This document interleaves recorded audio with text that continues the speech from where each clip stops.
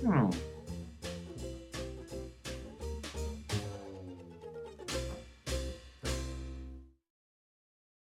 I'd like to tell you about my favourite writer, Jonathan Swift, who not only was the dean of this fabulous cathedral that you see here today, but also wrote the likes of Gulliver's Travels, A Modest Proposal, which is probably one of the best satires in English literature, and the Drapier Letters.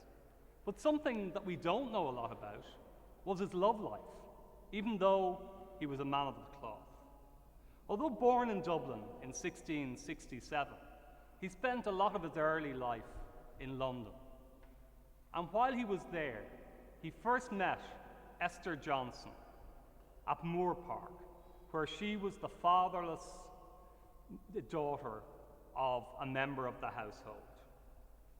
Esther, as she was known, but Swift called her Stella, and he became her teacher, her mentor.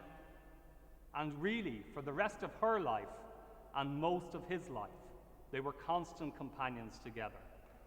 Some say that they even secretly got married in 1716, but that's another story. So he met her when she was about 7 years of age. And then he came back to Ireland to take up the deanery of St. Patrick's Cathedral. He brought Stella with him. At this stage, she was about 20. However, Swift was back and forward to England a lot because of his involvement with the Tory party and also because of his writing. And while there, he met another Esther, who he called Vanessa. And she also came back with him to Ireland. I can't imagine what happened when the two Esthers met, but I guess there must have been some confrontation because Vanessa wasn't on the scene for much longer after that.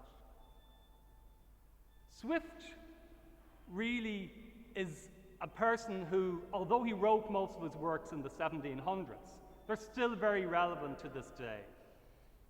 One of his best satires was A Modest Proposal, and he wrote this really in response to the political and also the poor of the time and the suffering that happened in Ireland around the 1700s. It is a melancholy object to those who walk through this great town or travel in the country when they see the streets, the roads, and the cabin doors crowded with beggars of the fairer sex, followed by 3, 4, 5, or 6 children, all in rags and importuning every passenger for alms. And therefore, whoever could find a fair, cheap, and easy method to make these children useful and sound members of the Commonwealth would deserve so well of the public as to have a statue set up for the preserver of the nation. I shall therefore humbly propose my own thoughts, which I hope will not be liable to the least objection. I have been assured by a very knowing American of my acquaintance in London that a young, healthy child, well nursed at a year old, is the most delicious, nourishing, and wholesome food, whether stewed, boiled, roasted, baked, and I have no doubt it would equally work well if it was fricasseed or as part of a ragout. I do therefore offer for your humble consideration that of the 120,000 children already in this country, we should keep maybe 20,000 of them to be reserved for breeding.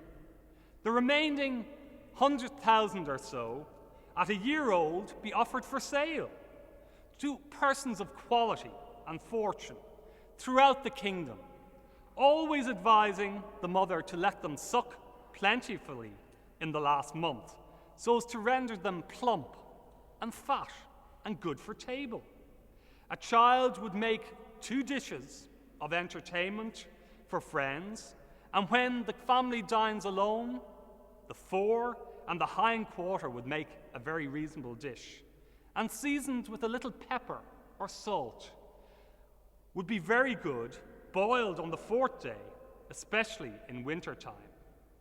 I grant that this food is somewhat dear, and therefore very proper for landlords, who, as they have already devoured most of the parents, seem to have the best title for the children. As you know, Swift also was very much a person who looked on the poor people of Ireland and tried to see what he could do for them. And this was very much exemplified when he died, when he actually left a bequest for the formation of another St. Patrick's Hospital.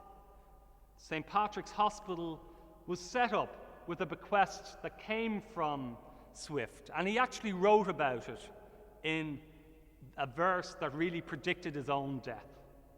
He gave what little wealth he had to build a house for fools and mad, and showed by one satiric touch no nation wanted it so much.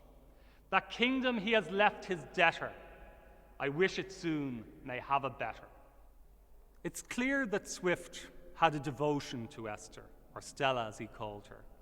If we look many years after Stella had died, there was found within his writing desk a small wrapped piece of paper, and inside that was a simple lock of hair, which we presume to be Esther's.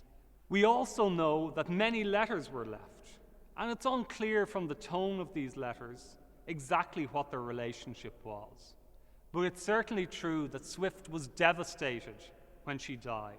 In fact, he was so ill he could not even attend the funeral here in St. Patrick's Cathedral.